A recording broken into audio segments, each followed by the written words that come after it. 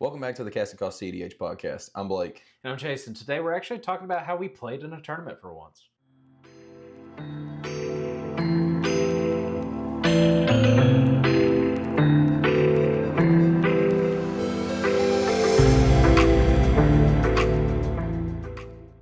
What tournament did we play in? So we were at Through the Decades this past weekend. Well, not this past weekend at the time of recording, a couple weekends ago, to play it for a foil Mox Diamond. Yeah. I think it ended up being a 51 player event.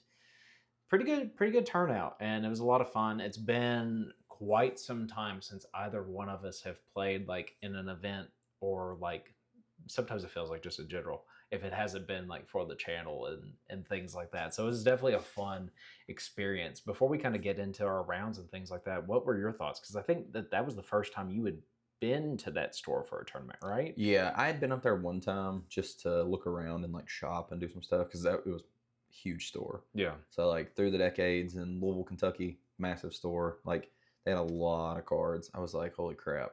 I went in there and like I bought some stuff, but I never got the chance to play in a tournament. And then once I started to like complete Xur and get more of it like put together, I still just would never really go up there when you guys would go to tournaments because they're not proxy friendly. And it's not them in particular. It's just like the software that they have to use. But that was my first time actually going to the tournament. And dude, it was a lot of fun. Like the people up there were super cool. The people that work in the shop are super cool. Like the organizers, everything it was a lot of fun. So it was really, really cool. Yeah, I feel like Through the Decades is a good time just about any time you go. And I actually think that they're having another event, but at the time of this recording, I think it's already going to be too late because I think they were doing back-to-back weekends for events. So, which is interesting. They always put, if there's a holiday going on, they almost always put an event on it. But I've always had fun whenever I go up there. I always spend a lot more money than I need to, but it's also because it's like one of the largest shops. I actually think there's a video someone did a few years ago interviewing the owner, and like they advertised it as like the largest card shop in America. Wow. Which is really interesting. But I could almost believe it. Like, for those of you that might not be familiar with it, or if you go find that video, check it out. It's like massive play space, and like on one half of the store, it's dedicated to nothing but TCGs. The other half is dedicated to all sports cards stuff, and then like actually towards the back. So I guess it's kind of divided in thirds or fourths. Like they have video game section, they have board games. Other tabletop games. It's awesome. And actually, like while we were there playing, like they had the 50+ person cEDH event going, and then I think they were also running the event for the Pride cEDH event, and then they were also running like Pokemon and One Piece as well, all within that day. So I mean, running those 4 events all side by side, that tells you how massive this store actually is. So yeah, now that we've kind of talked about the store, we kind of talked about like just our thoughts on that place and whatnot. Are you ready to dive into our rounds? Yeah, I am curious. What did you play at the event? Well, I chose to play Sisay for this event. I went with Tutor Chain Sisay. Been making some edits to it here recently, adding some new includes. I added in, what did I do? Ended up going with Starting Town. Not gonna lie, I kind of ended up checking out Teleria East's list like within these past couple days before the event, and he was on like 7 lands that could produce any color. Starting Town being one of them. It actually came up in a game and was really relevant in I think my last round. And then from Final Fantasy, I also included Torgal. I think it's a good boy. I don't remember the exact name of it, but actually turned out to be super relevant as well. If you're not familiar with what that card is, it's a 2-drop in green. It's a legendary wolf. It's a 2/2. And the first human spell you cast for the turn gets a +1/+1 counter added to it for each wolf or dog you control, and then it's also a mana dork that can tap for any color. Nice. So it, being able to color fix, and also if Sisay is the first human that gets cast and resolves, and it being legendary, Sisay becomes a 4/4 as soon as that hits the field. So it was very relevant in one of my games. And so that was pretty cool. Those were some new includes. But yeah, that's what I went with. What did you go with for this event? Yeah, I went with the OG himself, Zer. Oh, I thought you were gonna play Dardu. No. I went with Zer. Obviously, like my goal, which we said this earlier in the year, but my goal was I wanted to take Zer to more events and like hopefully get a top 16 with the deck. It was a little tough because I had to make some edits because again the tournament's not proxy friendly, so I had to cut a couple things. I had to cut like all 3 of the dual lands, which was tough. That definitely hurt. And I had to cut the Mox Diamond, which also hurt. And one thing that was also very relevant that sucked, I had to cut Force of Negation because I did not have a Force of Negation, which is crazy because I thought I had one. You should have just asked me. Yeah, I know. I had my extra with me. See, yeah, but I needed something to slot in its place, and I was like, what am I going to slot in? And you would think I would have put, maybe miscast in the day. But I forgot my miscast at home. So instead, I actually slotted back in the Children of Corliss into the deck. And that was super relevant as well. But I actually like, even with the edits and like having to come off of those cards, it actually felt pretty good because it forced me to be a little bit slower whenever it comes to like fetching and doing certain things. Like I'm very bad about just immediately slapping a fetch down, going and fetching, getting my land, and then sometimes that can like screw you as far as like color fixing a little bit, which it's a lot easier to color fix in a 3-color deck than it is like a 5-color deck. Yeah. But this forced me to be very patient because I didn't want to constantly be taking damage from shocks, especially like in a Necropotence heavy deck and things like that. So I was a lot more patient. I threw in like the Undercity Sewers, and it actually became like pretty relevant, which was cool. So like being patient, waiting until someone's in step, and just going and like bringing the Undercity Sewers in, being able to surveil, getting rid of like bad cards off of the top of my deck that I didn't necessarily want to draw right then, things like that. So I mean, it felt really good. It forced me to play even slower in a control style deck. So I think that was a big benefit for me. But yeah, so I played Zer. Speaking of that, though, before we actually get into this, I'm gonna make a comment on this because he's been proud of this for like the past like 2 weeks. You made a pretty extensive primer for Zer, so I don't think we're gonna dive into that today, but maybe the link will be down below to that. Go check that out. Yeah, I will link we'll probably link our list in the description anyways, just so you guys can see what we played. But yeah, I really took a lot of time to throw that primer together, so please check it out. I don't put primers together. I just put links for the videos that I make for deck techs into the primer. You could go watch those videos. So, all right. Are you ready? It's time. It is. It is time for our mini game. Okay. Do you feel good? Are you prepared? I think so. I'm gonna lose this one too. So you think so? Yeah. So this is determine who goes first in talking about this tournament. Okay. You ready? Yeah. On shoot, correct? Yes. Okay. Oh! Oh!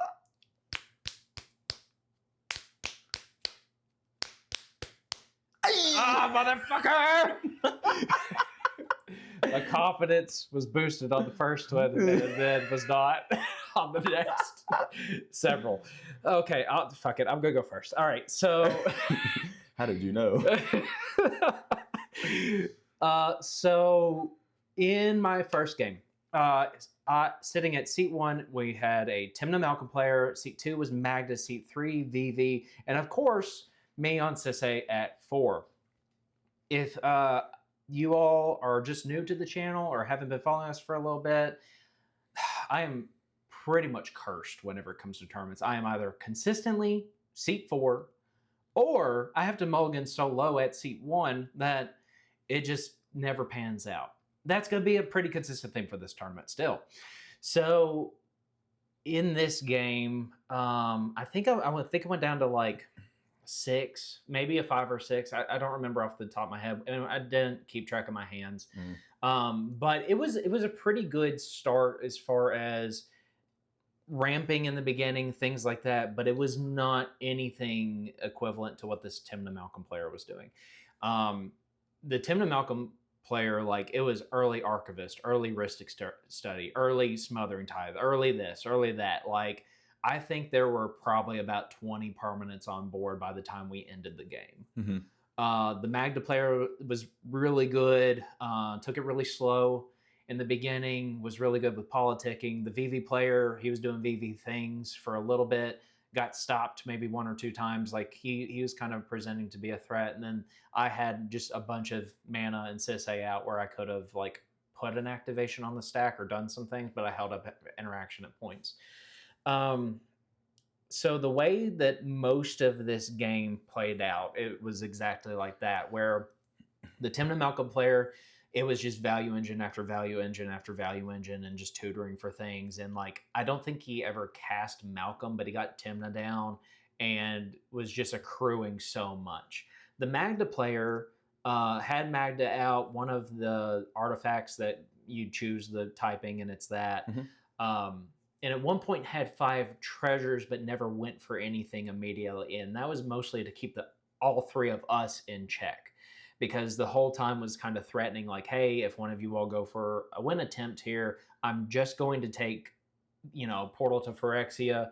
Me and the VV player would have been out. The Timna player would have been fine, but because they had so much value on board that it wouldn't have mattered anyway.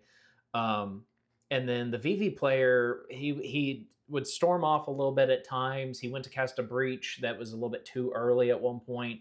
The Magda player, he was trying to get Snap back from his graveyard to bounce the Magda, and the Magda was like, look, if you do that after you've cast the breach and everything, I'm just gonna go ahead and like pop this and get the portal, and it's just gonna set the 2 of you back. So he was really good at utilizing that as a political piece, to kind of keep us all at bay. Mm-hmm. I didn't even go for activations that game. I was just politicking, and I kept up interaction, because I think I also dropped like a Ristic at one point and was able to like get some value back. The way this game ended, so the Timna Malcolm player, knowing all that information and knowing that like the Magda player could kind of go and get whatever they needed to, they drop some more value pieces, and they end their turn by casting I think Dovescape. So if you're not familiar with what that card is, it's a blue and white enchantment that basically, like, anytime you would cast a spell, it would counter that spell, and then that player that controlled the spell makes 1/1 doves equal to the CMC of that spell. And so he was doing that, but he also had pieces like Archivist of Ogma, Fairy Mastermind, and Baral out. Yeah.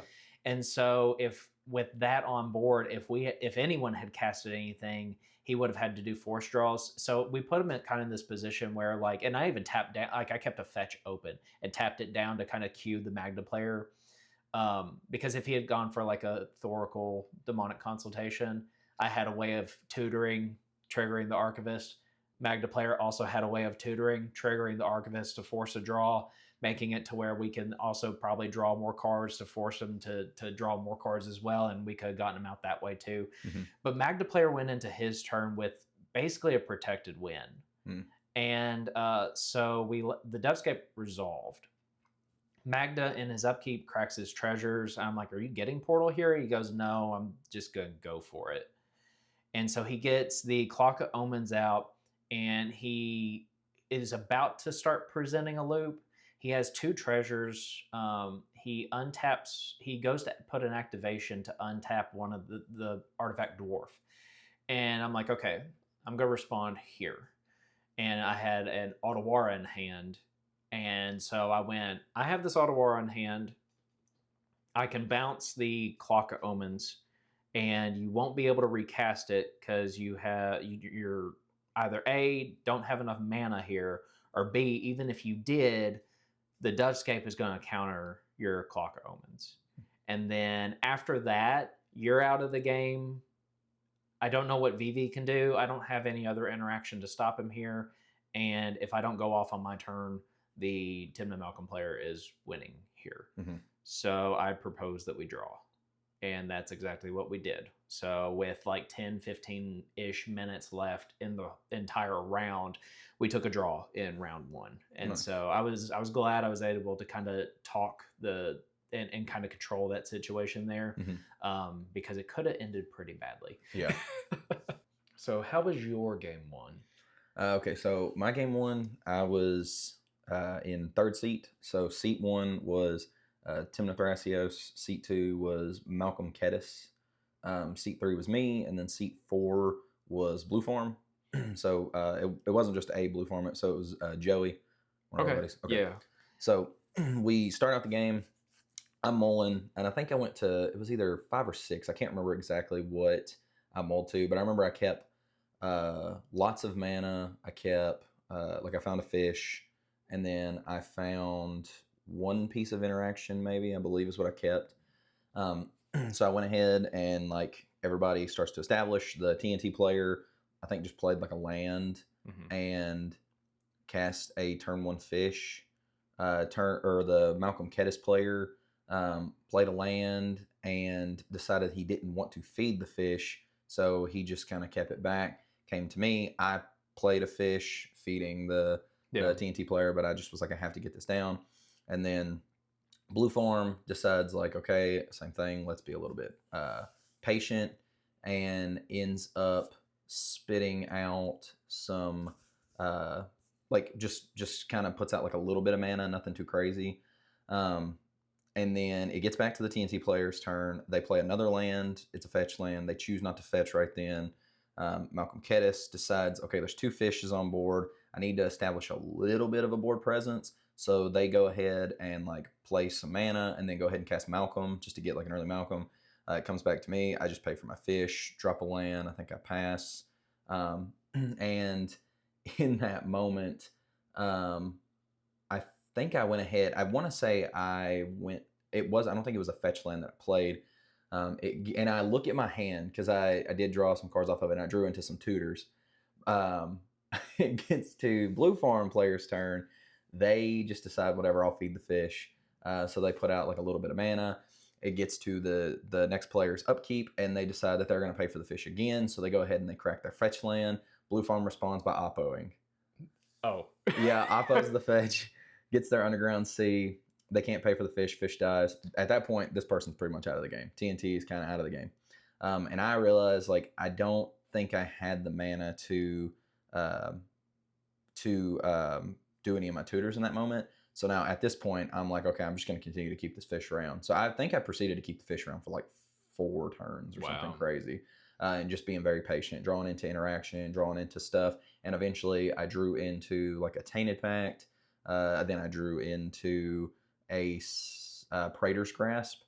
And on my turn, I think I finally let the fish die, and I Praetor's Grasped the TNT player, I wanted to look for Voice of Victory, but instead I went ahead and got their Grand Abolisher, which obviously, like, that wasn't affected by opposition agent. Then Blue Farm, once the fish was gone, they decided they were going to try and go for the win. So they just decided, hey, I'm jamming the win. And I wanted to sandbag as much interaction as possible. I was like, I am totally fine. I'm just going to sit here and be very patient. So they cast Underworld Breach, and all of a sudden a counter war starts to kind of go off. Malcolm Kedis tries to Force of Negation it. And at that point, Blue Farm's like, I cannot have this get exiled. Like, I've got to start going. So it turns out they cast the Intuition on top of it, I think, to try and, like, go get some counters to protect it. That ends up getting countered as well. So, like, it was crazy. Wild. Yes. And then the TNT player decides that they are going to go and, like, they have another fetch that they play, but they like in one of the turns, but they managed to get 2 mana, tap down, cast a Lotho. So I think that they probably had counters in hand, but they needed mana to cast them. It comes to the Malcolm Kedis player's turn. They kill the Lotho because they don't want to feed it any treasures, and then drop a Con Sphinx. And everybody at the table is like, that's really bad. Like, really bad. And keep in mind, at this point, I already had Thassa, Tainted Pact. Yeah. I've got, I exiled a Grand Abolisher off of the Praetor's Grasp from the TNT player. So everybody's like, that's really bad. Do you have any counter spells for it? And I did. But I was like, I think I'm just going to pass priority. And so nobody else has any counter spells for it. Con Sphinx comes down. They had to use a lot of their mana to do that. So they go ahead and pass to me. I draw for turn. They get their draws. and I'm like, awesome. So I think I play some land or some mana, tap down, cast the opposite or the Grand Abolisher, and immediately everybody's like, oh, blue farm passes priority. I'm looking at the TNT player, kind Now, of was nervous. this with the Cavern of Souls out or No Cavern of Souls, Okay. unfortunately. So I dropped the Grand Abolisher. Blue farm passes priority because I think they use their spells to protect their win. TNT passes priority, and I'm like, oh, this is good. And then I look, and I just sit there, and the Malcolm Kettis player kind of thinks for a minute and is like, man, and like you could tell like they didn't want to pass priority. And at that point, I'm like, oh, I've got this. Like this is fine. So they go ahead and they just pass priority. And at that point, I just I dropped the Thassa's Oracle, and Blue Farm says something that like kind of scared me. They were like, I'm passing on the cast of Thassa's Oracle, and I was like, oh god. So it made me a little nervous, but they tried to mind fuck you. yeah. So I was like, is it good to ETB? And they were like, oh yeah, that's fine. So I was like, ETB still on the stack, hold priority, Tainted Pact. And they were like, I passed on the cast, Tainted Pact, and I'm still like, what are you saying that for? Like I was like, whatever, I'm just gonna do the thing. So then I reveal, and I think the last card in my deck was like Grand Abolisher or something like, or not Grand Abolisher, Dranith. So I add it to hand, and I'm like, I'll say ETB back on the stack. And they're like, yeah, I think you got it. And I'm like, oh, thank God. So I ended up getting the first win. And so like I like my first game, I got a win. So I was really happy. But for some reason, dude, they were like really messing with my head when they were like passing on the cat. I was like, why are you saying it that way? Like, but so I did get there in that game, and I was really happy. And it was cool because afterwards, I got the chance to talk to the other two players, like the TNT player, talk to the Malcolm Kettis player, and just like chit chat with them some. And they were really cool. And so, but it was fun. But yeah, I was just the definition of like control, just very patient, sandbag interaction, only interacting when I had to, and it paid off. And I think that the lack of quick mana acceleration really forced me to do that. So I think that was good, and I think that was the right play to keep the fish around as long as I did, because I could have at one point let it die and went with Zur, and I was like, I don't think it's necessary here. I would rather just have the fish. But yeah, I think I kept it around for like 4 turns. Nice. Yeah. So at this point, yeah, I'm 1-0. How did your game 2 go? All right. So going into round 2 with a 0-0-1. Hey. Didn't lose. I am at seat 4 again. So let me preface it with that. So at seat 1, and I'm going to read this off because I've never seen this deck before. So in seat 1, we have Curie Emergent Intelligence, which is a 2-drop legendary artifact creature. It's a mono blue commander, and it's a 1/3. And it has these stats that whenever this creature deals combat damage to a player, draw cards equal to its base power. And then you can tap 2 and exile another non-token artifact creature you control. Curie becomes a copy of exiled creature, except it has whenever this creature deals combat damage to a player, draw cards equal to its base power. Is this from the Fallout set? Yes, this is from the Fallout set. The idea behind it that we kind of found out was that what is it? The 1-drop 12/12, the Phyrexian Dreadnought. Yeah, so the idea is to get a Dreadnought in the graveyard, have Curie become a copy of it, then just draw 12 cards and like just fucking go. Yeah. So all of us were just kind of like, fuck, he's gonna swing. And so that was kind of funny to see, like, and I'll tell more about that in a second. So in seat 2 was Blue Farm, which actually ended up being like one of my favorite people from the entire event and one of our new friends for the channel. So it was nice to meet him and play against him in this game. So he was in seat 2. Seat 3 was Rogsai, and then there was me. And I sat there and went, fuck. I was like, I don't know what to do here. So I went to my first 7. I think I pitched it, and I kept my second 7. And it was like almost against what I would normally like to do, because I normally try to keep a value engine going in my hand, and I really try to mulligan aggressively. I did not for this one. I think I kept like a couple lands. What I ended up doing, I kept a couple lands, a birds, a Torgal. I remember the hand on this one. A Force of Will, a Fierce Guardianship, and a Lavinia, I think. It may be something else. I don't remember. So like on curve, I was able to do like turn 1 birds, turn 2. I think I dropped the Lavinia, but it didn't really matter at that point because the Curie player had dropped a Telepathy like on turn 2.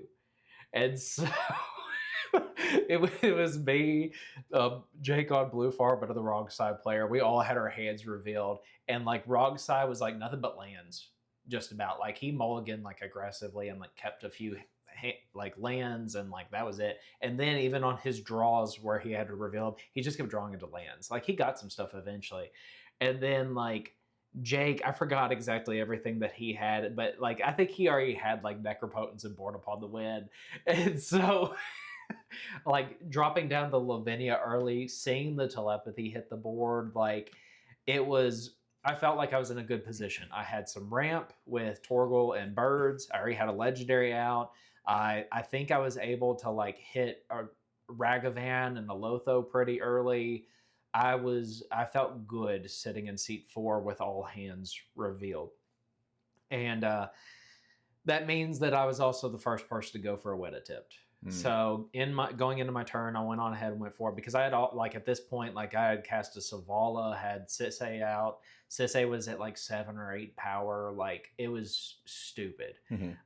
Had Wooburg already on board at one point. Yeah. So I just kind of went for it, and knowing what Blue Farm had in his hand, knowing what Rogsai had in his hand, and also I was also locked out of free interaction. I forgot to mention that because at one point the Curie player drops a Phyrexian Metamorph and copies my Lavinia. So he locks me out of being able to freely interact as well.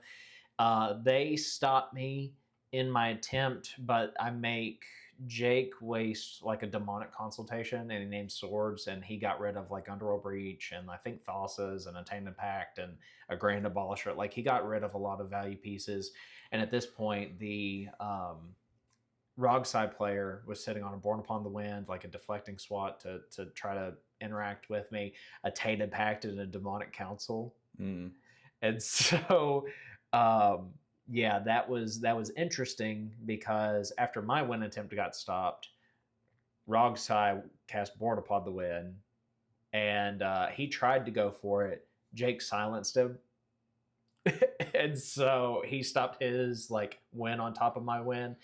It went to the Curie player. He didn't really have anything, and then Jake, I think, got to the point where he's like, okay, fuck it, it's my window of opportunity here. He dropped the Necropotence. He had just a bunch. He had this massive board where it was like both commanders, a Smothering Tithe. Like I don't remember if it was in his hand or on board. He had a grinding station out. Like it was a bunch of shit. And he's like, I'm gonna rip like, I think he said 29 cards off the top. I forgot exactly. I didn't take notes on this. I'm just going off the top of my head. Yeah. And like he goes into a Final Fortune turn.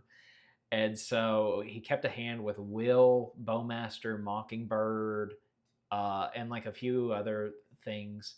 He casts the Bowmaster, pings off, I think my Lotho or my Ragavan, casts the Mockingbird, makes it a copy of the Bowmaster, and kills off he kills off one of the other two. I have Derevi on board and Torgal at this point. And so he was trying to lower the power of Sisay so I couldn't get to Urtai.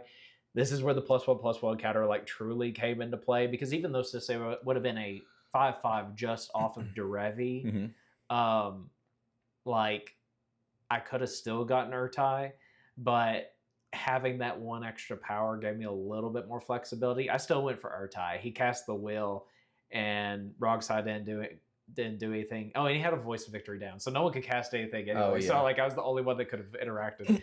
So I got the Urtai. I was like, I can counter it here, but I think Rogsai just wins on his turn. He goes draw, and we all draw that one.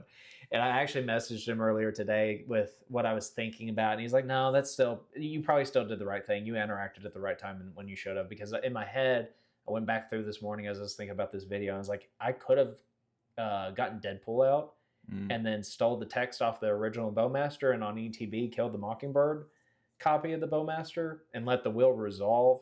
But he and I were both just kind of in agreement of like, if he had lost there and we all refill our hands, and then the Rogside player goes into his turn with like a bunch of tutors or anything like that, he had enough lands on board. He could have done whatever he wanted to.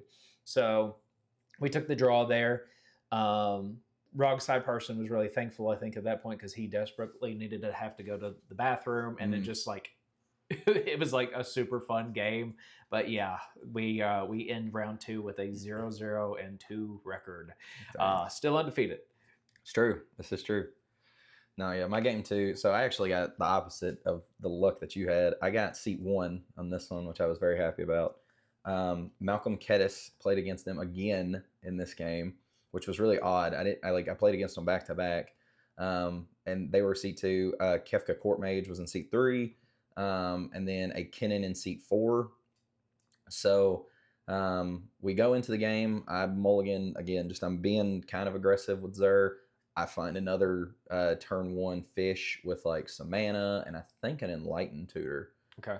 Which was weird. So I was like, okay, like, but I've noticed that I've been doing that a little bit more, like going for fish rather than Rhystic Study, and it's been paying off more just because like Esper has a hard time making mana anyway, and I feel like whenever you have a hard time making mana, it can like it feels like what you should do is go for the Rhystic Study, but if you don't get it down early, sometimes later in the game people will pay for it and they'll play around it really well, so you don't end up getting the value that you want. But there's almost no instance where somebody's paying for like at all. So I ended up going for fish, drop a turn 1 fish. I look around at the table. I think the Kennen had a pre-game action of a Gemstone Cavern, but they didn't end up having a counterspell for the fish, thankfully. So I was like, whoo. So then Malcolm Kedis goes into their turn 1 fish, feeds me a card. Kefka had to mulligan very aggressively, went down to like 4, and plays a land and decides, I'm not feeding the fish, I'm going to be responsible. We're like, okay. That's fair. That makes total sense. It goes into the Kennen player's turn.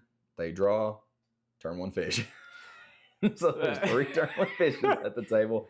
So I've drawn 2 cards at this point off of those. And I just decide I'm literally like, I'm going to keep this fish around as long as I can. I don't care. Like it worked for me in the last game. I'm just going to keep it around. I'm going to end up drawing into some interaction. It'll be totally fine. So I play a land.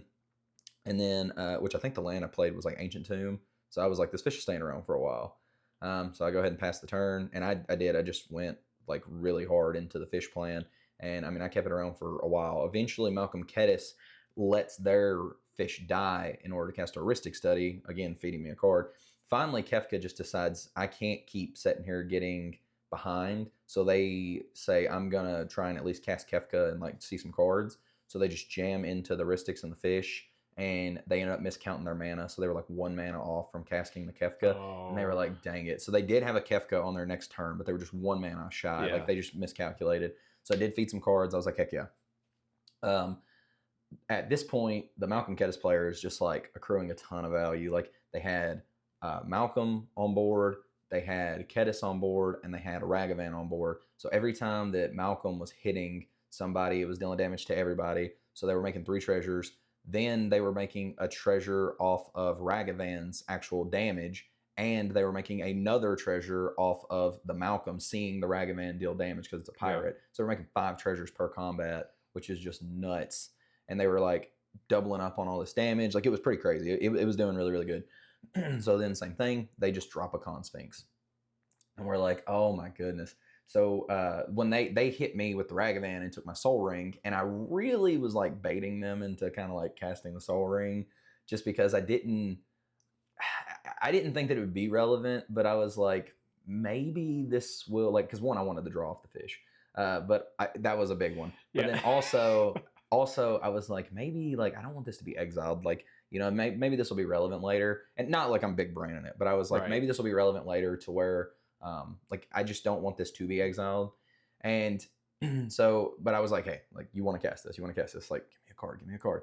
And so they end up casting it. So at this point, that, like I said, I think they had 3 lands. They had 3 lands. They had the Soul Ring, and they had a bunch of treasures. They cracked like all of their treasures to cast this Con Sphinx. So we all of a sudden start fighting over this Con Sphinx. Like we have to. We're like, okay, we've got to fight over this Con Sphinx. So we start to try and basically remove the Con Sphinx, and then a counter war starts. We didn't have anything that could like hard counter the Con Sphinx, so it had to resolve. Then we start going. Then we start saying, oh, we could take draws off of our things, but then we're like, oh goodness, no, like that's gonna feed him a ton of cards. We can't do that right now. Yeah. Like we cannot do that right now.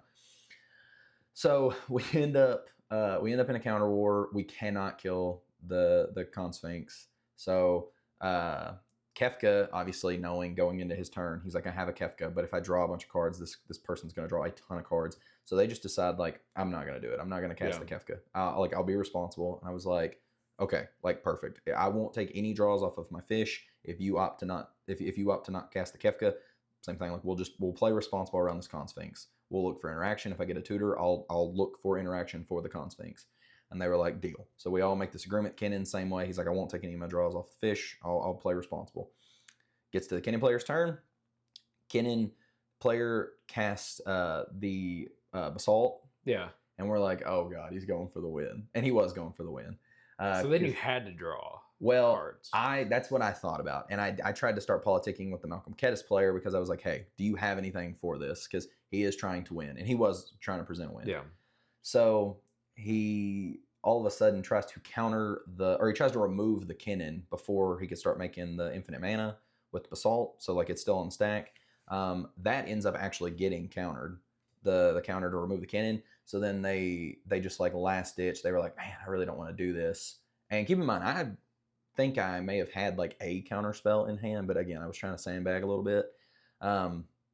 They drop a Pact of Negation countering the Basalt Monolith. Right. So they counter Basalt. I'm looking at my hand, like I said, I think I have like one thing to back this up, but that's it. And I don't have like anything else in my hand that's relevant to like remove the Con Sphinx to do anything. Like that's like the only thing. It's just this one counter spell. So the Basalt ends up getting countered, and then the Kennen player ends up passing their turn. It gets to me. I draw for turn. But I remember before I drew, I remember literally smacking the top of my deck, telling them, I literally said, I was like, this is going to be the interaction for the Con Sphinx. Like I'm telling y'all. And I smacked my deck, and it was a little bit extra, but I was like, this is it. And I was like, top deck of the century. And I draw, and it's Necropotence. And I was like, that's a shit ton of interaction. So I look, and I have Necropotence, and I have Children of Corliss in hand. So I just decided, I'm like, okay, there was a huge counter war. He's just used Pact. This is going through. So I tap down, cast Necro, hard cast, and I'm like, anything, and everybody's like, pass on Necro. And I'm like, fantastic. Tap down, cast Children. And they're like, what does that do? And I was like, it allows me to... Watch this. Yeah. And they're like, oh God, he's going to rip like so many cards. And I said, it's probably going to be less scary than what you think. And they were like, okay. And at this point, I think I'm at like 31 life or something like that. So I ripped 30 cards off Necropotence. and then I cracked the Children. And that was stupid, but I cracked the Children. I go right back up to 31. So I gain all my life back. Yeah. And they're like, you going to do it again? I was like, no. No, I used a lot of mana doing all this. Like I'm fine. So I go and I look in my hand and I see Into the Floodmaw. And I look over at the Malcolm Kedis player's board and I'm like, oh, I could bounce the Con Sphinx. But then I think to myself, I'm like, wait a minute. I can actually bounce the Soul Ring because they only have 3 lands and they'll die to Pact. So I Floodmaw the Soul Ring. And again, it's my Soul Ring, so it goes back to my hand. He doesn't have the mana. And then I keep a hand of just stupid, like Mindbreak Trap, Flusterstorm, Voice of Victory, Grand Abolisher, and Silence, Demonic Consultation, and Thassa's Oracle. That was my 7. Angel's Grace is not in that package. I didn't end up finding it off of that. So I just like... You should have got another 30. Yeah, I bounce everything, I pitch all of it, and then I'm like, cool. So they go to their turn, they can't pay for the Pact, and they're like looking, trying to figure it out, and they just lose. I was like, yes. So then it goes to the Kefka's player, and now they're like, okay, cool, we're jamming Kefka. So they jam Kefka. Me and the Kennen player start to politic, and he's like, what do you want to discard? And I'm like, you tell me. Like, I have a couple things in hand. What are you thinking? Because I kind of wanted to get some information out of him. And he's like, would you be willing to do a creature? And I was like, oh. And I was like, yeah, I'd be willing to pitch a creature. And he's like, why? Are you pitching Thassa's? And I was like, no. And he was like, do you have Thassa's in hand? And then I almost said no. And I was like, well, I'm not going to be a liar. And I was like, I don't wish to divulge that. And so he just starts laughing. He said, got it. So I have to win on my turn or you get the win. And so I was like, oh man. So then I select my card. We all reveal. And me and him both pitched creatures. I think he pitched like a Nezahal or something like that. And I pitched Voice of Victory. Yeah. And I was like, man. So we both pitch. And then Kefka ends up drawing 2 cards, I believe. And then they don't have any follow-up actions, so they pass. Kennen decides to just slam some big creature. I don't remember what it was, but it was the Void Wonder. Yeah. I get those back mixed up. Yeah, my bad. Wandering Archaic. They have Wandering Archaic. So I just decided I'm like, screw it. So I jam Grand Abolisher, and I jam the Grand Abolisher. I'm like, perfect. Then I look at my land situation. I'm like, dang, I don't have enough to pay because I'm gonna have to Thassa and then Consultation. I was like, I don't have enough mana to pay to not let them copy, and I was kind of scared that they may go find something to like interact here because you can still use lands, and they did have a lot of mana. So I was like, okay, I'm a little bit nervous here that something's gonna happen. Like they're gonna bounce it, and then maybe something will end up happening. So I sequenced things a little bit weird. So I cast Thassa's Oracle. They were like, I'm good on Thassa. So Thassa's Oracle ETBs. I hold priority. I cast the Demonic Consultation, not paying for the Wandering Archaic. So they end up getting, they get to copy it. And then in response to their copy, I also cast a Silence. So that when anything that they find off of their consultation, they're not going to be able to cast. So you've cast all the spells you've needed to. Silence is the third. The last one, yes. The last thing on the stack. So yes. that way they copy a Silence. You won't be able to cast anything else. But they can't either. So, and I still have the Grand Abolisher on board. So I go ahead and I do that.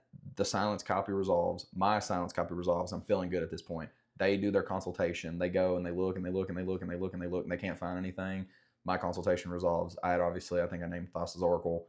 I exile my whole deck. Thassa's ETB. I get the win. Yeah. So I'm at that point. I'm 2-0-0. I'm like, hell yeah! Like we're starting the day out so good. I'm pretty good. I'm feeling it. I'm like, heck yeah!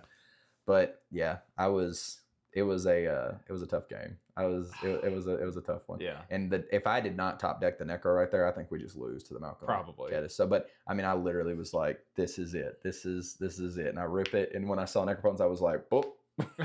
so yeah. So it was good. It was a good feeling. So 2-0 to start the day. Hell yeah. Well, we're both undefeated. That's right. That's important information for the rest of this video. But I mean, with that being said, before I go into my round 3, if you all ended up playing any events this past weekend or have any comments on the interactions that we've talked about so far, put it down in the comments and like and subscribe. So now I'm into round 3 and I'm like, okay, I got 2 points. I don't have any losses, so that helps a little bit. And I'm looking whenever the pod pairings get brought up, and I'm finally at seat 1. Hey.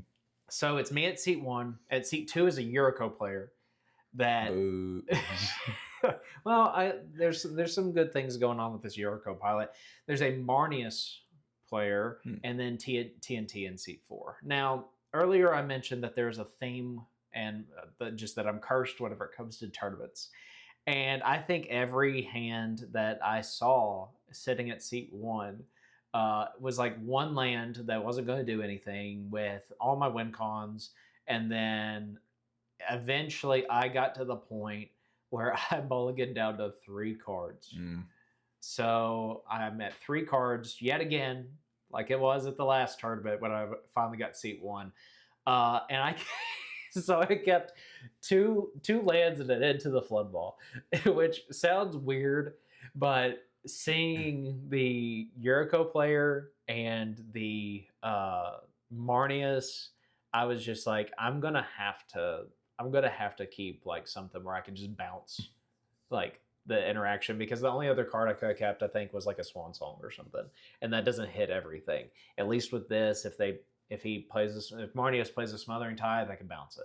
Yuriko goes for like an activation or something, and afterwards, before it deals damage, like bounce the Yuriko to hand or some shit like that.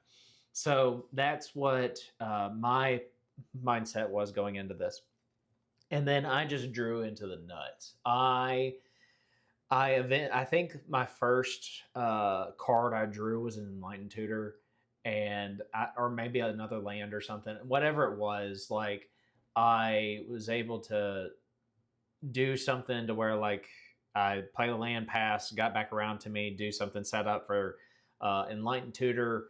The Marnius player at this point, like I think dropped a turn 2 like Ristic Study before I could get one down, so I did tutor for a Ristic Study to get myself back into the game. I think I felt safe because one, Marnius protected, or Marnius, he didn't protect his Rhystic Study, but it resolved. The TNT player had only played a Boseiju and a Mana Vault for his first turn, and those were the only 2 cards he played the entire round. So he kept a super sketchy hand, but I think it already had like Kennen and Draenith and like Opposition Agent and things like that in hand. So I understood why he kept it. And then, especially going Seat 4. And then the Yuriko player didn't have any interaction for the Marnius player. So I was like, he doesn't have a counter. I think the Marnius is going to let my Rhystic Study resolve, which he did, because Yuriko quickly started becoming a threat. Like, just didn't drop a whole lot of creatures, but was doing a lot of top deck manipulation type stuff to where he was getting the big spells off the top. You would be impressed with the Yuriko pilot, because he stared down 2 Rhystic Studies at one point and paid all his taxes, and Good stuff. Good stuff. it was doing good things. Like, so almost took out the Marnius player just off the flips alone. Like, yeah, like it was pretty impressive. And at this point too, it's like turn 3 or 4, and I had gone from 3 cards in hand to having just this massive like board state, and I think I had almost double Wooburg. Wow. So I was drawing into really good things. And so Yuriko brings Marnius down to 5, and we all took that hit for 15 off the Yuriko flip. So that was rough. Was it the Shadow Immortality? Yeah. God dang it. Yeah. So I lost all respect again. No, go ahead. I mean, he's doing the Yuriko things and paying for taxes and Yeah. everything. So it was fine.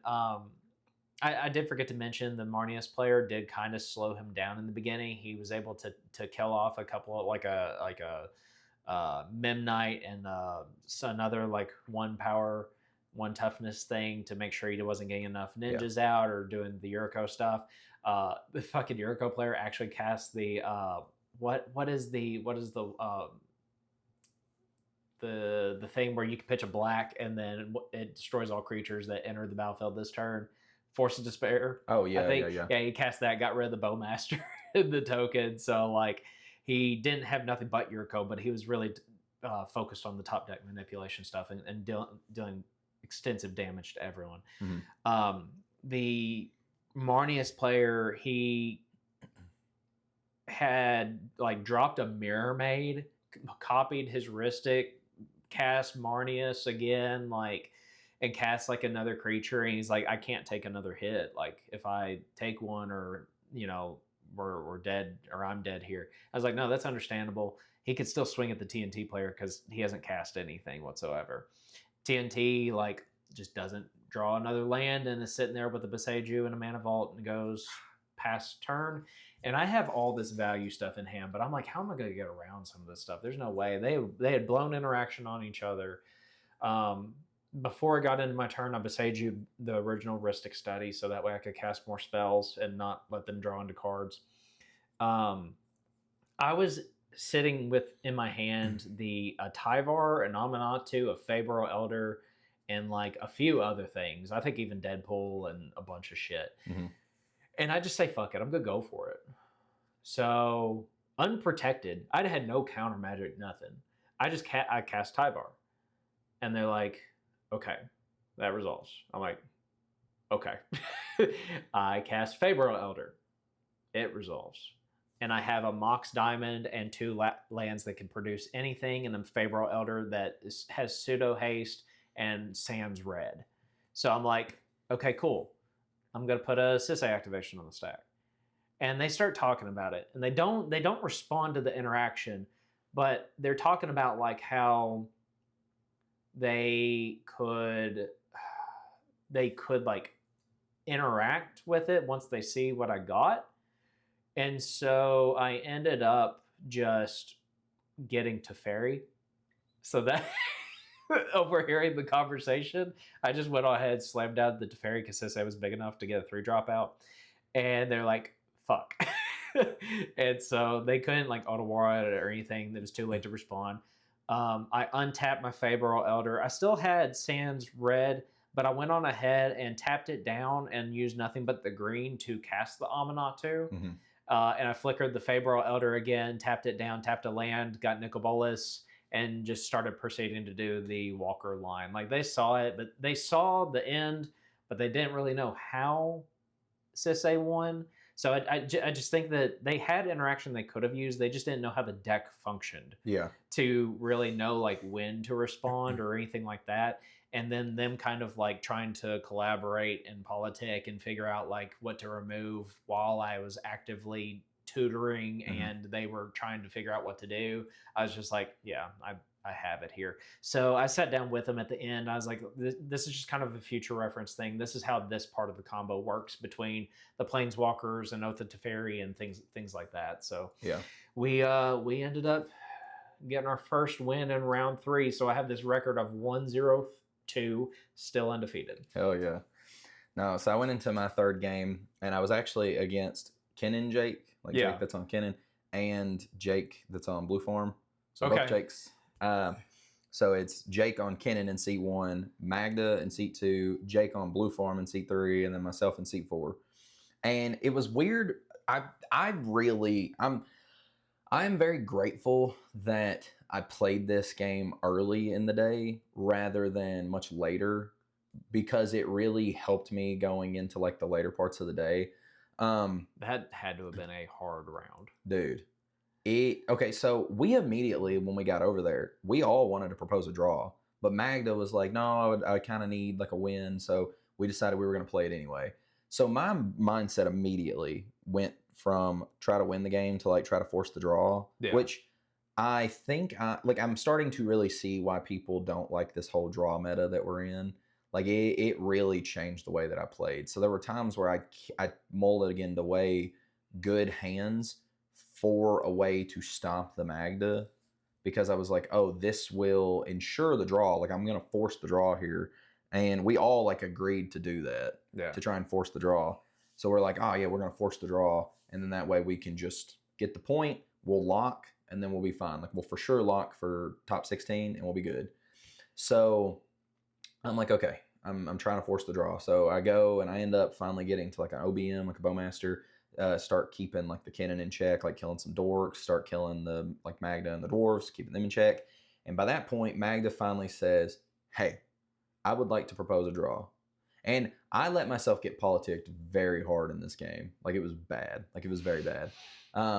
So I was like, propose a draw. Or Magda said propose a draw. I was like, cool, I'm good with a draw. Jake on Kennen was like, cool, I'm good with a draw. Jake on Blue Farm all of a sudden goes, well, we're just having fun. And I immediately go, fuck, he has the win. So all of a sudden our whole attention immediately shifts to him and we're like, okay, now we have to stop him. And we do not get there. He ends up getting Underworld Breach. He gets a grinding station and he ends up literally having a Mox Opal and just grinding station loops until he eventually finds the brain freeze that he needs. Which Jake on Kennen actually made him play it out because he thought originally that he had exiled Thassa's Oracle. So, and he had cast a One Ring on his turn. So he was like, how are you going to kill me with like just brain freeze? And then he like goes and does the whole thing and then eventually gets Thassa's Oracle, wins the game. And he was like, oh man, I thought you exiled Thassa.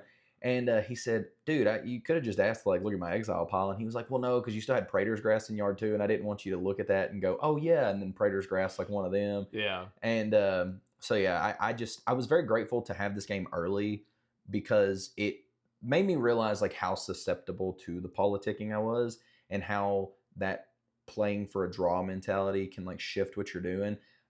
I think moving forward, what I'm going to do is always just try to play for the win.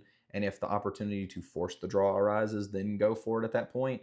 But I don't think I'm ever going to go into a game again being like, draw. Yeah. Unless at the very get-go, everybody's like, I want them to propose it, and then I'll be like, okay, I'll take the draw. I don't want to be the one to come up to the table and go, draw, and then everybody's like, no. I want to be the one to be like, yeah, if everybody's cool with the draw and I can afford to take the draw, I'll gladly do it. But if not, I'm going in with the mentality of like, I got to win. So it was good. I was really happy, and honestly, I was really happy to play against both of them because they were really good at politicking things. Right. And on top of that, they are very like energetic when they're playing. Yeah. And it's a little different. It's not as serious, which I liked. It was cool. but it really got my guard down. Yeah, it And threw you off. oh, very, It very does. bad. It's distracting. Yeah, but I love but it. still, like, it was fun. Yeah. But yeah, so that definitely shifted my mentality going into the next one. But then at that point, I was like, I need a win or a draw to like for sure lock. So at this point, I am blue form ended up getting it. So Jake on blue form. So at that point, I am 2-1-0 going into round four. So round four was not a fun round for Sisay. It could have been. So at seat one, it was a player playing Clue Farm. So the partner pairings of Will and Lucas, Friends Forever stuff. Some asshole that runs Angel's Grace in Zur. I wonder who that would be. There was me in seat three, and then we have Sasha playing Blood Pod. Hey, Jackie boy, what are you doing? Are you having fun on the podcast? You want to tell the viewers to like and subscribe? Yeah. Yeah, buddy. He's looking at the computer going, they haven't already? They have. If you don't do it for us, do it for him. He's a good boy. He's a good boy. He's just like, oh, there he goes. Laying on the laptop again. That's your favorite spot. It's the heat. He loves the heat that comes off of it. Oh my God. He does. He's so precious. He does it to me. So, yeah, this is the first game all day. There were 9 of us from our locals that went, and this is the first game that I played where I had a local player in it, and that was something I was really kind of hoping to avoid. Yeah. But oh, come on, you got sticky keys going. I'm sorry, buddy. There you go. Oh, yeah, there you go. Just dead legging it. He did not appreciate that. Let me get my shit back up and running. So, yeah, I was like, I don't want to play against local people, and here we are at 4, and me in seat 3 going, fuck, we're playing against local people. So I think I went down to, I don't remember if I kept, this was my second 7 or 6. I don't remember what I remember. I think I mulliganed. But I kept a super sketchy hand, but I was like, fuck it, we're being aggressive with it. And it paid out in the beginning. So my turn 1, I mean, you saw it, you were there. I dropped a Mox Diamond pitching the Mana Confluence, and then cast a Ragamonkey. Oh, he's back. And he's going to your laptop now because he knows I'll remove him, I guess. But cast the Ragamonkey, dropped a Gaia's Cradle. So if someone mental messed up the Ragavan, I was just fucking blown out at that point. And then dropped a Delighted Halfling. Yep. I'm like, okay, cool. I have a legendary that's red, which is relevant. A dork that protects my Sisay, and I'm tapping, potentially for 4 mana next turn. This is awesome. Cool. Like, because Clue Farm hadn't really done anything. You hadn't really done anything too much. Here, I think you did lay and pass. I did that. Sasha just looks at me and goes, why were you bitching about what you had in your opening hand? That's great. I'm like, I got blown out. And then she drops the turn 1 Deafening Silence. I'm like, okay, awesome. I'm sitting in a good spot. Fucking turn 2, Clue Farm drops a Curse Totem. And I go, fuck. Because I'm sitting there and I have a Torgal in hand, and obviously I can't do Sisay activations, but fuck. So I was just like, well, I guess I'm shit out of luck. I can't even cast I can't even tap Delighted Halfling for mana. Yeah. I even at one point I was like, does that exclude mana abilities? He goes, no. So I was sitting there just dying on the inside is what it felt like. And so he plays that. I don't think he casts anything else for the turn. It goes to you. You cast the Felwar Stone. It comes back to me. And so I swing Ragavan at, Clue Farm, get a Lotho off the top. Great. Cast that Lotho. I don't think I cast anything else after that. I had to think about that for a second. I may have cast something else and got Sisay down at that point in time. I think is what, or maybe cast Torgal and then got Sisay down in the next turn. I don't remember exactly how it was, but I was like, okay, cool. I can race, making mana. Everyone's only doing 1 non-creature spell for the turn. I feel pretty good at this point. Yeah. And so then Sasha goes and she tries to drop the Blood Moon at that point. And in my head, I was like, fuck yeah, Sasha, keep going. Keep fucking going. I have mana production through my treasures that I'm getting with Lotho and Ragavan. I have creatures out. Even though I don't give a fuck if it just taps for a red at this point. As long as it was going to lock you guys out, I was like, I am in a sweet position here. And then I think Clue Farm Pass, you countered it. Right? Yeah, I packed a negation with 3 mana. So he packed the negations with 3 mana, and in my head again, I go, "Fuck!" So I was not going to counter that shit. I was going to let it resolve and just pop off, or at least try to at some point, or keep beating face. Did you say that at the beginning we tried to politic a draw? I think we did. Yeah. Or I didn't in this, but in the beginning we also tried to politic a draw because we didn't want to play against each other. No. Well, the thing that sucked was like this is just me. I don't feel like in a 4-color deck Blood Moon makes a ton of sense. That's just me. It does in that deck. I don't know. Does it? Yeah. I mean, because I understand like you're doing the tutors and stuff of everything, but if you end up drawing into certain like combo pieces, you're not able to. You can't. It's hard to mana fix. You got in that deck. You got your dorks, and you have ways of color. Yeah, but dorks and you're making with a curse totem out, like dorks with a well, you're not typically playing curse totem in Blood Pod though. I get it, but still, I don't know. To me, it didn't make a ton of sense. That was just me. I was thankful to see it, and I was very sad to see it get countered. Yeah, well, that was the thing. Is like even though and again, part of that went from my previous game of saying I'm going to try to win until the draw is forced. Yeah. Now, I didn't want to necessarily like prevent everybody from when the draw was offered, I was totally cool with it because I wanted to lock, but I was like, hey. So, yeah, I was like, no, we're not doing that. And I countered it, and then it goes to his turn. I think he dropped, what was it, the Mox Opal or Chrome? Was it Mox? I think Chrome Mox. Yeah, but he dropped some. No, I think it was Opal, wasn't it? I don't remember. He had a Springleaf Drum, a Mana Vault. Opal. Mopal. Yeah. And so then it gets to me, and I have the Angel's Grace, and then so I protect myself.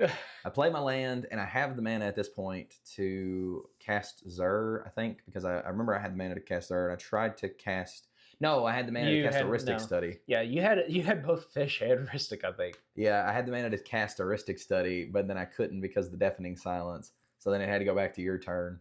And then it went back to my turn. I continued to just try to smash face with Sisay against the Clue Farm player because I need either player removal or get him out of the game. One of us be able to bounce the Curse Totem, something. Because at this point, like I swung Ragavan your way, hit a Mana Vault. No shit. I think I had like double Wooburg plus an additional like 13 to not 13, 3 to 5 colorless mana at this point. Yeah. I was in a really good position, but fucking Curse Totem walked me out. Yeah. And I was like, this fucking blows. Yeah. So I'm trying to kill off this Clue Farm player. Yeah. I passed the turn back to Sasha. I don't think she really did much. She didn't really take any more relevant game actions because she kept that hand specifically to do that. Yeah. It went to his turn. He did something, but he didn't do what he was trying to do yet. It came to me, and I had the option to either cast Heuristic Study. I think I played a land, and then it was either I played Emergent Zone is what I played. Yeah. And at that point, I was thinking, okay, I'm going to cast Zur instead. I cast Zur, and I think my draw for the turn was a Voice of Victory. So I had a Silence in hand, I had the Flash Enabler, and I had Zur on board. Because I remember at that point you said, will you let me hit you with the Ragavan? And I said, man, I really don't want you to hit my win con off the top. Yeah. And so we ended up, you were like dead set on player removal for this guy. Absolutely, dude. I felt like I was in a really good position. I felt like I had everything I needed between my legendaries that were on board, stealing his Lotho, making all those treasures. I only had like 2 lands, but I already had the Guy's Cradle out as one of them. Like I felt really good. And then I didn't really do much on that last turn that I had. I don't remember Sasha doing a whole lot. The Clue Farm player goes for it. Yep. And so he is dropping. He had already dropped a Hullbreaker, I think. He flashed it in on her instep. Yeah. And then. And I think he bounced. What was it? He flashed that in. and then Bounce the Deafening Silence. on his turn, right? When he cast Silence, he bounced her Deafening Silence. Yes, is Yeah. what I think he was trying to do there. So that way he could begin to start presenting the Hullbreaker loops with his Mana Vault and his Mox Opal, I think. Here is the issue. So I kept up a little bit of interaction. And so I had a Galadriel. In that turn he cast like both his commanders and had the Hullbreaker Horror. So he was gonna do the thing. He's gonna start bouncing, generating mana, start bouncing his commanders to make additional clues and just draw through his deck. I had Galadriel's Dismissal in hand. So he went for it, I think, without protection. So in response to the silence, I kicked Galadriel's Dismissal, targeting his board. And so he just kind of looked at that and was like, what the fuck is that card? I phased out both his commanders and his Hullbreaker Horror. And at that point, I think it was very clear that, like, in your mind, you're like, oh, I have the win here. Yeah. Well, and that was what I did. I politicked it because I had the silence effect in hand. I had the flash enabler, and you made a comment. You said, at this point, he's going to start to get a ton of value. He's going to swing, go get Rhystic Study. And we were trying to politic the draw, and I said, no. I said, I swing, and I go get Necropotence because I've got the flash enabler. And then I showed the Voice of Victory. I said, I have a silence in hand. I said, if I need to, like, try to go for it and fight through it, I will. But if not, like, I will propose a draw here. Yeah. And because I wasn't sure if I would get there. I felt pretty good, but I wasn't sure. Like, the thing that worried me was there was a potential for him to still, like, interact if needed, because the one thing was gone. And I remember he had made a comment about having, like, Gamble in his hand, so I was a little bit nervous about that. And then I think you also showed a Mind Break Trap, and you had the mana to even, like, hard cast it. Yeah. So, like, my silence effect was probably going to get countered. Hey, baby. But so it was one of those situations where I could have tried to jam the win, and I think that I would have got there because I wouldn't have had to hard cast the silence effect right then. I could have went ahead and ripped, and then I had flash. I could have flashed it in later, but it was also the gamble of, like, if I don't hit any of my win cons, I'm going to be in, like, a weird pickle. Yeah. So I was like, I will politic the draw here. I just want to go ahead and lock. It also helps benefit everybody else because they get some points. Right. So I was like, listen, like, let's just take the draw. And he was like, if we're all good to draw, I'll show my hand. And everybody just agreed on the draw. So we took the draw.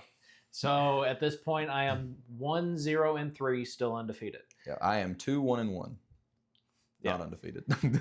So we had to play against each other, and we drew. And I'm not trying to play for the draw in any of these games. I know you were kind of talking about that earlier. Like, I'm not trying to play for the draw, but I was in a position most of the day where, like, I was the one having to force the draw. Yeah. Whereas just like, hey, I can do this, but this person's gonna win if I do. So, or I could just let it go through and they win. So let's just draw. So I felt pretty good about being able to do that, but I was not able to do that in my last round. My last round was a tough one for me. So we'll go ahead and go into round 5 of this event. And this is the last round of the Swiss. So in game 5, I'm sitting seat 1. And there's a VV Pilot next to me in seat 2, Josh on Kennen in seat 3, and another dude playing Rao. So I have 2 Storm decks, a Kennen and Sisay. And I was very thankful that I was in seat 1 because it was nice because I probably could have presented a win. I didn't go for it as aggressively, but I was a very clear threat from the beginning. I did everything on curve. So it was like turn 1 I played Starting Town, Birds, passed. So I got turn 2 Lavinia down, which Lavinia I'm glad I put back in the deck. It's just been an all-star. It was really, really good throughout this event. It basically, that card alone locked out both the VV player and not as much as the VV player, but it definitely locked out the Rao player. He basically just played 2 lands the whole game, and then the moment that the Lavinia was bounced, he could do a little bit more, but the game was pretty close to being over at that point in time is what I felt like. Turn 3 dropped a Rhystic. Turn 4 dropped a Smothering Tithe. Had Lotho and like a bunch of mana production type shit already out. like eventually, like at one point, even got like a fish down. Mhm. So it was just like I had all the value engine Sisay needed, and I never cast Sisay that game. Mhm. So it's just like I'm going to hopefully draw into more safe interaction and try to see what I can do here. I dropped a Cutzel at one point, but you can only imagine seat one getting all these pieces. What's going to happen? Interaction. Huh? Interaction. Interaction quickly turns into a 3v1. Yeah. Like VV being able to interact with me the most, Josh not getting good draws, and Josh and the Row player had already kind of gone a little bit low. I think even VV went to 6, and like it very quickly turned into like them turning on me. Like we kind of got a little bit worried about the VV player at one point. I was able to interact with him some. Josh was able to flip a Hull Breaker at one point. I had an Otawara. I bounced it back to hand. Like, so they eventually got to the point where they were able to remove my Lavinia and then like killed my Lotho, I think, and like a few other things.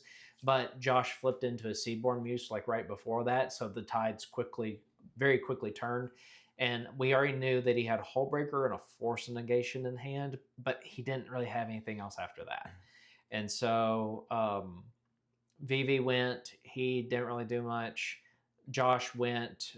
He flipped a fucking Nyx Bloom off the top and could have done some more shit. And at that point, the Row player's like, the Row's 2-1. The rest of us are a playing in, and so we needed a win.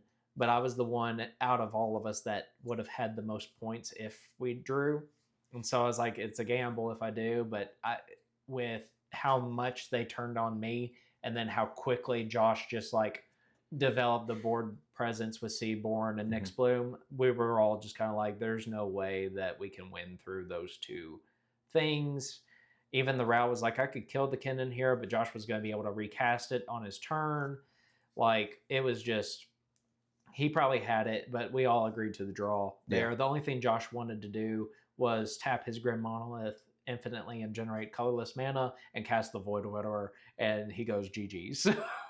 So we all drew in our last round, and unfortunately my record is 1-0-4 for the day, and we still went undefeated. It's true. So yeah, my game 5, I was looking at the leaderboard for the day. So I was currently I was in second place as far as like Swiss was concerned. The person that was above me was Jake, that was on Blue Form that I played against earlier, which he was my loss for the day so far. So I was like, okay, I'm pretty much locked. So like I can play this, or I don't have to. I was like, if I do play it and I end up getting a win, that will help me out as far as like seed order goes, going into top 16 potentially. But I walked over to the table, and by that point, everybody was over there. I was going to be like third in seed order. Like it was going to be Garuda in seat 1, which is odd, but like it was cool to see a Garuda. Rogthras in seat 2, me in seat 3, Kennen in seat 4. I walk over there immediately. Everybody's all like, "Do you just want to draw?" And because I don't think any of them. I think that we all had the opportunity to get into top cut. I believe. Yeah. I don't think anybody was like potentially not going to get in. I can't remember what the whole situation was, but yeah. So as soon as I walked over there, everybody was already like, "Hey, do you want to draw?" Because we were all just kind of tired at that point anyways. Yeah. So I walk up and I'm like, absolutely. I walked right. I didn't even set my stuff down. I just turned around and walked right over to the person. And I was like, hey, we chose to draw. And they were like, really? And I was like, yep. And so I walked back over, went to the bathroom, sat back down, and we played a game. And the game was just absolute chaos. Yeah. Which I'm not going to go into all that. Because, yeah. But if you're there, you know. Yeah. Won't move. But no, it was really good. It was fun. The guys were cool, and I really enjoyed that game. But yeah, we just took a draw. So going into cuts for top 16, my record was 2-1-2 for the Very day. Nice. Yeah. Yeah. So that's how our Swiss rounds went: 2-1-2, 1-0-4, undefeated. Yep. Then it was time for the cuts, and I'm going to talk about this a little bit before we get into the last game. So if you had to guess by this point in time, even though I have an undefeated record, technically speaking, I'm at 9 points. I knew that in one of those last 2 games, I needed to get the win in order to secure a victory. If I had won in the last round or the round before it, or I'm going to say I'm not necessarily going to say the round before. I'm going to say in the last round, I would have been going into top cuts with 13 points. Yeah, you would have been. And that would have put me at least within the top 4. No, you would have been first at that point. I don't know about that. There were 2 other people that had a 203 record, but I think with the win percentages that you would have had, if you had won the game 4, 2 of us were second and third, so you would have definitely been number 1. So I would have. It would have been really close, and I felt like in Game 5 I had a really good shot of winning that game. It's just I couldn't get Sisay out soon enough, and I think I kind of sandbagged it in a way where I went for not as much of a win when I should have and pushed. Felt really, really good for the day. I got edged out by 1 point, so I actually placed 17th for this event, and so when I say this, I'm not shitting on the people in our local meta, and you guys are going to have to forgive me for it, and we can talk about it later if you get upset on this, but I'm not opposed to draws, right? Here is what I found to be my issue for this tournament. Is the fact that buys are worth 5 fucking points. We did have, I think, 3 people in our local meta outside of you that made, and you didn't get a buy. I don't remember. Leo didn't get a buy. I walked away a little bit salty because of this, and I do apologize for that. But if there had not been the point values on the buys like that, I think I would have been in the top 16. Because it was like people were having like without the buy, people are going in with like 1-3-0 records. So that's where I was kind of at, is like I was disappointed because I actually felt like I played my fucking ass off. And had been really close, and I was only 9 point in the event. So to go undefeated, to have to play these fucking tough games where the draws are forced, and get edged out whenever a lot of people in the top cut are getting buys. Like I know even Jake on Kennen, first round he had a buy. And you can't. That's nothing on the players. That's just the way the system works. And I wish that was something that was a little bit different from the day. I could understand if buys were still like, maybe you get like 2 or 3 points or something like that. But the way the buys were set up was kind of weird, because there were 3 players every round that were getting a buy, which meant 3 players were basically getting a free win. They were getting a free win. And you could have just had a 3-person pod. Like, I've been at other tournaments where they will do 3-person pods. So I definitely think that that's something that I wasn't a big fan of, because there was a lot of people in top 16 that one of their only wins for the day was the buy, and then they got like another win. And I want to say one guy actually did get into top 16 with 2 buys, which you shouldn't have told me that. That's ridiculous. Like that's one that even after you said that, I'm really salty about it. Now, again, I'm not shitting on the people that made the top cuts. I'm very thankful that there were a lot of us from our local that made it, and they deserve to be in that spot. I am just not very happy with the way the system is when it comes to buys, and I'm going to leave it at that. So, but fuck it. So at the end of top 16, at the end of Swiss, I got jumped by the Blues Clues player that we played against. He ended up going 203. I was 2-1-2. So he ended up in second place. I ended up in third place as far as like Swiss. So when I went into top 16, I was seat 1 in pod 3, which was super nice on Zer. Like, I was like, okay, this feels really good. Like, I'm going to be able to go in. So it's me on Zer, obviously seat 1. Jake, that's playing Kennen, that I'd played earlier, on seat 2. Sean, our other buddy from locals, on Kennen in seat 3, and then a Rogside player in seat 4. So this was where I was really happy to have already played against Jake, because he's really smart when it comes to like the way he politics.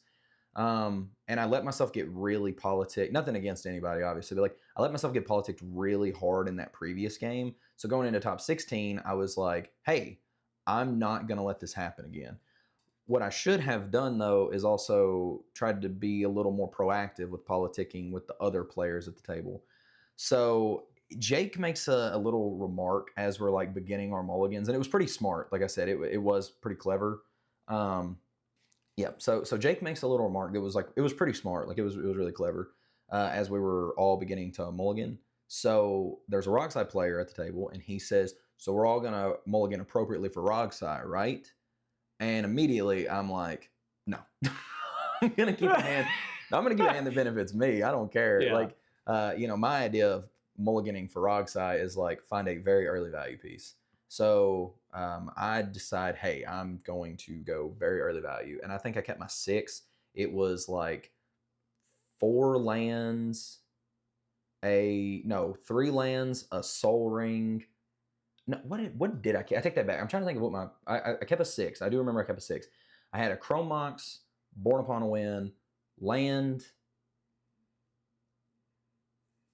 Soul Ring, and the Fish, I think, was my hand. I thought I had another land. I may have been wrong. And then I think I was debating on whether or not I kept a Gemstone Caverns in my hand, which may sound stupid, but the other card that I had in hand was Necropotence. I was thinking, do I keep the Necro in case something happens where like Zur isn't a viable option here, or do I just ship it back and hope to get it off of Zur search later? Spoilers, I wish I would have just put it at the bottom of the deck. I really do. It sucks. I didn't. I ended up bottoming the Gemstone Caverns. So everybody gets their mulligans. Sean, spoiler, also did mulligan very appropriately for Rogsai. He was very influenced by the thing, so he was like, ah. So I decide I wanted to play this a little bit like I tried to play it smart. So what I did was I immediately Chrome Moxed imprinting the Born Upon a Wind. Yeah. And I wanted them to think that I didn't have any follow-up plays for the turn. So I tapped it, went Fish. Jake passes. I think he may have had a pre-game Gemstone Caverns as like his thing, but he didn't have interaction, which also was very odd because I was like, he wanted us to mulligan for interaction to stop the Rogsai. So it was that little thing. That was whenever I noticed. I was like, he passed priority. I was like, oh, okay. Like you kept a hand of gas. Like this is going to be really good. Sean immediately starts thinking, should I counter the Fish? And I tried to politic with him. I was like, listen, I do not have a win anywhere near in the future. Like this deck is a control deck. My job is to keep other people at the table in order. Like this is literally as like a pseudo stacks piece for that Rogside player. And I was like, and also like if Kennen pops off, I was like, are you going to be feeding the Fish anytime soon? And I tried to politic that. Sean ends up not being influenced by my politics. Jake and him start politicking, so he ends up force of negation my Fish. And I was like, man, I was very upset. But it did. I thought it was good, and that's one thing that can happen whenever you go into a game with somebody that you know, because I feel like people think that there's a big opportunity for like collusion there. When in reality, I feel like we go into it with a lot of like preconceived biases. Like, if I've played against you a lot, I know how your deck works, or I know how you play as a player. So he did counter my Fish, and I was like, man. So my Fish gets countered, and I'm like, okay. So then Jake goes, do you pass? And I was like, no. And I play my land, play my Soul Ring, and he was like, you're a smart player. that was pretty funny. So I was like, heck yeah. So I passed the turn. Jake goes, just spits out a ton of value, dude. It was so much. Like it would have fed a Fish pretty good. I was like, man. I think Sean just plays a land, and then I don't think he had a follow-up play, which kind of made me a little salty. No offense, Sean. I was like, dang it, dude. Rogsai ended up actually not having a fast hand, like fast start, so he didn't really do much. So it goes to my turn. I play a land, and I just decide Zur. And at this moment, I'm like, Zur doesn't get countered. And I'm like, God, I wish I had Necropotence. Because the way my mana was set up, I had a blue-white source, a can tap for anything source, and another blue source. So there's no Necropotence coming anytime soon. So I really wish that I would have put the Necro on bottom. So then Jake ends up setting up some more value. I think he gets a Kennen flip, and he ends up hitting like a Mana Dork. So it doesn't really end up doing much. He goes into his turn, does some stuff. We go to Sean's turn. Sean actually plays a Fish. So he ends up finally casting the Fish. We're like, okay, cool. Goes to goes to Rock player's turn. He does his thing, comes back to me. I'm still just a little bit like, man, you screwed me over for that fish. So I swing the Zer, and I actually go get Steel Enchantment, and I take Sean's fish. And I was like, we got there in the end. Oh my God, the pettiness. Yeah, I know it sounds bad, but it did seem like the right move because he had already blew some interaction, and I knew that the other card in his hand, because I think he had bled it by accident, was a Force of Will. So I knew that him going down another card already, like he had interaction. I didn't want to. I wanted to start getting some value. I didn't want him to like set up too big of a board. I wanted to kind of like politic a little bit too. But so it goes into Jake's turn. Jake actually just flat out goes, give me a reason why I shouldn't cast this Court of Calling. I think it was Court. And go get a Seaborn Muse and just start like doing cannon flips every turn. Like show me 2 pieces of interaction. And then I wanted to tell the other players like, don't do it. But they just immediately bleed their hands. And I was like, but then it made me aware that like there wasn't a lot of interaction. Like Sean had a Force of Will, and I think the other dude had like a Tainted Pact, the Rog sign. So I was like, man. So he decides he's going to cast Cord anyway. And we start politicking on what he should go grab with the Cord. And I think he made a comment about going and getting a clever impersonator copying the fish so that he had his own fish. Eventually, we let it resolve. Because he had mentioned a couple things. He was like, I won't go get Seaborn Muse. What if I go get, is it Wandering Archaic? The one that's the 2, like pay 2 mana. So he's like, what if I go get a Wandering Archaic? And Sean's like, I don't know how I feel about that. And he's like, okay, what if I go get Clever Impersonator? And he's like, okay. He was like, I think I'm a little more okay with that. Well, then he eventually ends up going and getting a Gilded Drake and takes my Zer, which at one hand you could be like, that's a little bit like, eh. But at the same time, like he could have just got Clever Impersonator and had his own Zer anyway. Right. So like I didn't really give a crap. So he does go gets the Gilded Drake. My Zer gets taken, and I think that was a smart move because it really worked because everybody else was like, oh, okay, keeps him off the Zer, everything's fine. Yeah. And my dumbass for some reason does not think about the enchantments that Kennen player runs. I'm thinking, oh, like he's gonna go get his own Rhystic Study, his own Mystic Remorse, something like that. But I am thinking it's a little weird. I'm like, why not just have the value engine right now? Why do that? It ended up being a good play because I drew off of the fish and I ended up getting an Ad Nauseam. So I could have potentially like done something with the Cord, but I just decided I wanted to wait because I wasn't thinking Gilded Drake. I was like, I'm going to go get Unlife and I'm just going to present win on my turn. Right. Sean doesn't do much, I don't think. Rogsai doesn't do much. Gets to me. I don't end up doing much. And then he just moves to combat and goes to swing with Zer. And I start to stop him. I'm like, hang on a sec before you swing. And I should have politicked more, but I just didn't think about it. I was like, what does he go get here? I was like, Rhystic Study, maybe like, again, like fish, maybe some like, I don't know. I was thinking like maybe, I don't Did you have removal if... I was going to just Ad Nauseam and just try to like rip some removal. Okay. Which I didn't have to go like super deep, but I mean, it still wouldn't have been bad. There wasn't a lot of creatures that were going to be like beating my face. And he did have a Bloom Tender on board.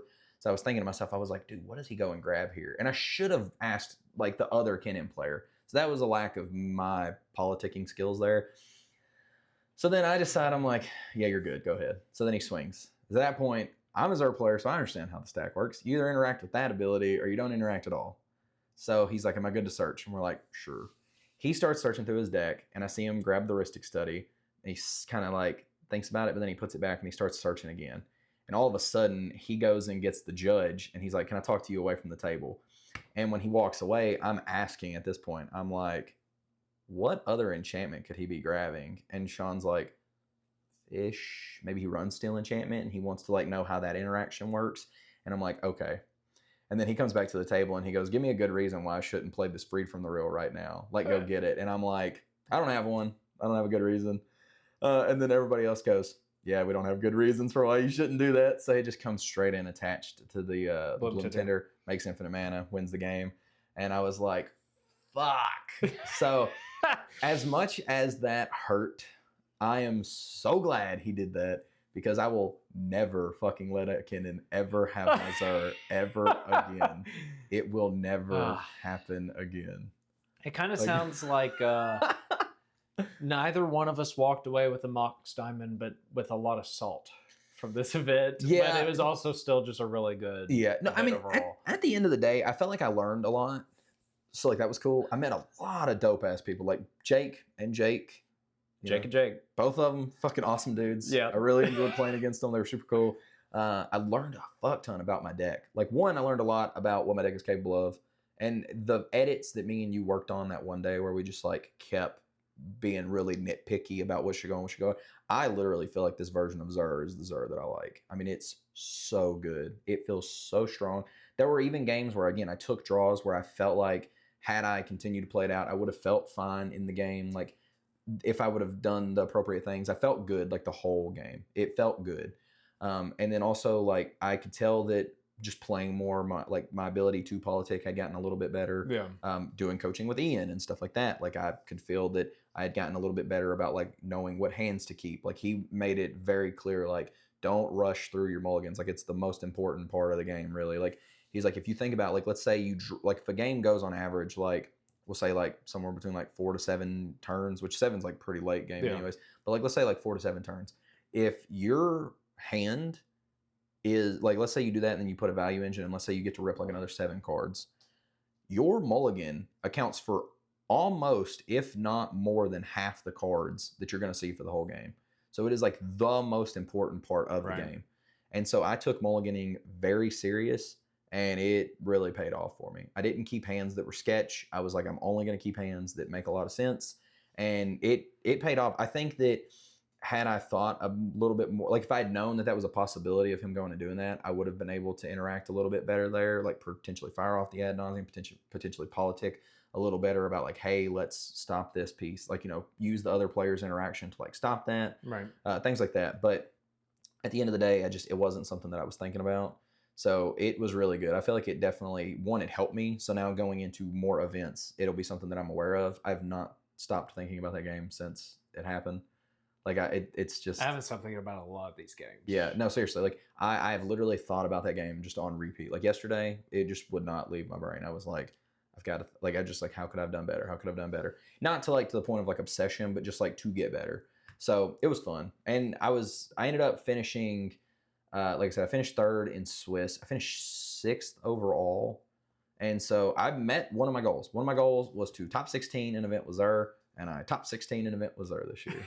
So I'm pretty fucking happy. And I got to post it in the Xur Discord, and everybody was like, hell yeah. That's awesome. And it was funny. Woo even asked, like, the one I was talking about at the start of the video, he was like, any like quick pieces of like advice or anything from the event? And I was like, yeah, don't let Kenan steal your Xur. So it was fun, man. I had a good time. I had fun, and I'm really excited to like take Xur to more events. Yeah. The deck feels so good, and I love playing it. I felt really good about Sisay. I do think it has kind of convinced me to go back to the deck. I've been actively picking up pieces for this. I think I'm going to test it out, though, to try the pod version of Sisay. Especially since I sent you that brew where, like, after Shadow got spoiled, I might see if I could somehow put that in Sisay. I think pod or the clam chowder build for Sisay is the only one that makes sense for Shadow as opposed to the tutor chain. But I really enjoyed playing the deck again. I felt really good. I felt confident in most of my games.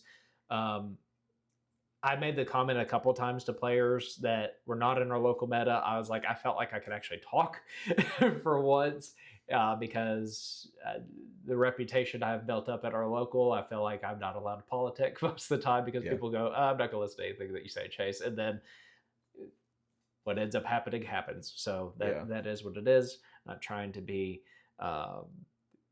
facetious or anything about like that, but that's just the way it was. So it was refreshing actually being able to talk. Yeah. Were you about to say something? No, yeah, I was just gonna say, I think that that's a big piece of the game. Like, I feel like it's very important to not go into games with a preconceived, I guess, like idea of how it's gonna play. Because it was kind of the same thing you were saying. It felt good to just go into the games and say, hey, nobody knows how my game play, like nobody knows what I'm doing. I don't really understand. Like I know, like people have an idea of what Xur does, but like they don't know how I play the deck. They don't know if it's like turbo. They don't know if it's like a slower control-y deck. Same thing with like other people. It just felt good to go into a game with like a clean slate. And I honestly feel like that's something that we should do better about in our locals if we want to get better in terms of like tournament play, is saying, hey, how do we take the preconceived notions out of the game and just say, this is the deck that I'm facing, not necessarily the player. This is the deck that I am facing. What makes sense against this deck? Not over relying on, oh, it's Chase sitting across from me, or oh, it's Blake, Right. or it's whoever sitting across from me. Let's make them the bad guy. Yeah. They're the one with the podcast. Let's fuck them. And well, and I know you probably have a little bit more to say, but I think that is a good segue because I know that this weekend, at least whenever the video comes out, will be game nights in Columbia, Tennessee. We going? I think so. I think we're going. We're going. Finalized right now. We're going. Actually, no. Fuck. I can't go. Why not? No, I can go. Yes, I can go. Had to really think about that one for a second. Clients. So, I think I'm good. So yes, now that I've said that, I've gone back and forth. Yes, no, yes, no, yes, no, yes. We're gonna go to game nights in Columbia, Tennessee. So we look forward to seeing a bunch of people there too. I wanted to say that. Hell yeah. Sorry for cutting you off. No, you're good. You're good. I think that No, that was basically what I was gonna say. Is I don't know. Magic was really fun this weekend. Magic was fun this weekend. I'm just still a little salty.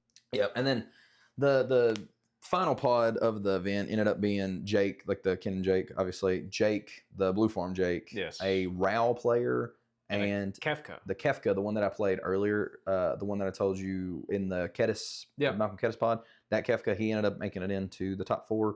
And I asked them how that game ended up going, and I think the RAL player ended up getting the win. Yep. He just did the RAL things. RAL's really fucking good deck. Yep. That dude, I remember the dude had a fucking cowboy hat on too. So RAL. Yeah, he was the one I played in my last round. Okay, yeah. RAL plus a cowboy hat's hard to beat. Lavinia, that's the answer. But that's right, yeah, because they can cast the spells for free. Yeah. And Lavinia says no.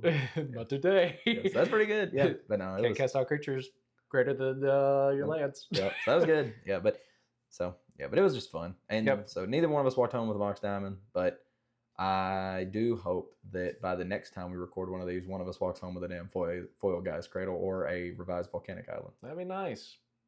Probably won't go undefeated in that event, but I did in this one. Oh, so, so I mean, with all that being said, I have nothing more to add to this. Do you have anything? No. You good? Nope. All right. Well, if even though we didn't give you necessarily the exact play-by-play, opening hands, things like that, I hope you all enjoyed us kind of ranting and discussing our tournaments, and be looking forward to hearing more of this stuff, because like I said, we are going to go this weekend to game nights, and we're going to try and do well at it, and we're going to try and get more of these events in throughout the year. And one last thing, I did say this, I've been saying this, I don't think I've said it on camera. If we hit 1,000 subs by the end of the year or before that, I'm taking flubs, and we're gonna jam some games at a really big event, hopefully, with that deck. I think that'd be fucking wild. So if you want to see that happen and you want to hear about the stories from that, like and subscribe, and leave some comments down below. And as always, go play some cEDH.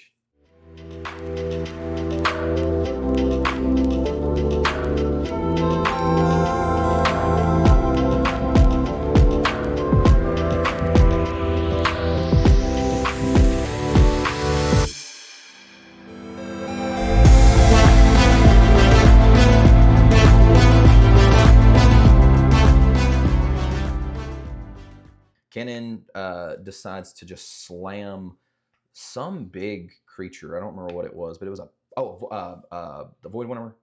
And so slams Void Winnower, and then also casts something else. Gets back to my turn. I don't draw for turn because I have Necro. And I'm like, do I rip more cards here, or do I just try to jam it? I'm like, we've all used up a ton of counter spells. I said, I think I just jam it. So I just decided to jam Grand Abolisher. And wait, hold on. What creature did you say? What? They cast? Did you say Void Winnower? Void Winnower. How'd you cast Grand Abolisher? What do you mean? Or not Void Winnower. What's the one that 2 mana? You have to play the 2 mana. I don't know. What is it? Fuck. Not Void Winnower. Is it Wandering Arcade? Wandering Arcade, yeah. I always get those mixed up. Yeah. Wandering Arcade. I was about to say, you fucking cheater. No. Wandering Arcade. Is that the one where you have to pay 2? Yeah. Okay, yeah, So sorry. they don't I copy get, the instant sorcery. yes, I get those back mixed up. Yeah, my bad. Wandering Archaic. They had Wandering Archaic. So I just decided I'm like, screw it. So I jammed Grand Abolisher.